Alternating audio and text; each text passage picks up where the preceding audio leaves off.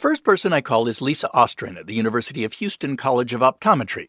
She studies the effects of blue light on sleep.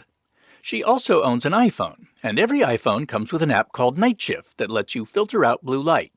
So I ask Ostrin, do you use it? Yes, I do.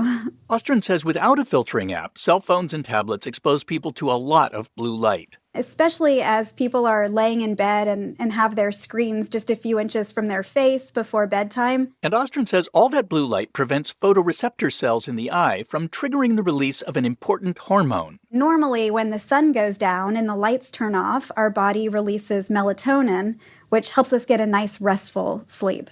But when we have all this artificial light on, it's tricking those photoreceptors into thinking it's still daytime. Ostrin's own research has shown that it's possible to prevent this.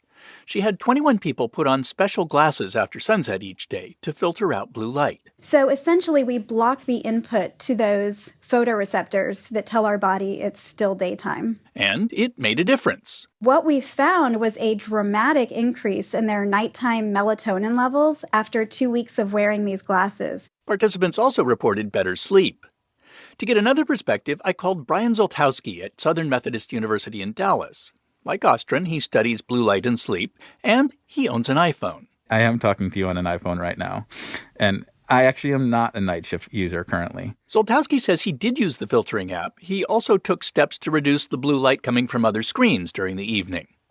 And he says that made every image look kind of orange. So I'm looking at an orange screen, watching a video, realizing I'm also drinking a cup of coffee. And it started to make me wonder then why I'm actually trying to, decrease the amount of blue light when the caffeine that I'm drinking in my cup of coffee is probably having a larger effect on my sleep quality. Also, he really didn't like all those orange screens. I'm willing to take the blue light exposure for the improved quality of the images. Zoltowski adds that devices are just one source of blue light.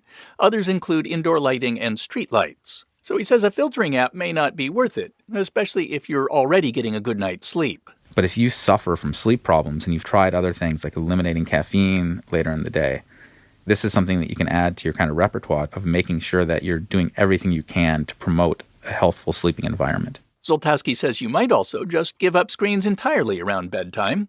At least one study found that people got more sleep when they switched from electronic readers to printed books. John Hamilton, NPR News.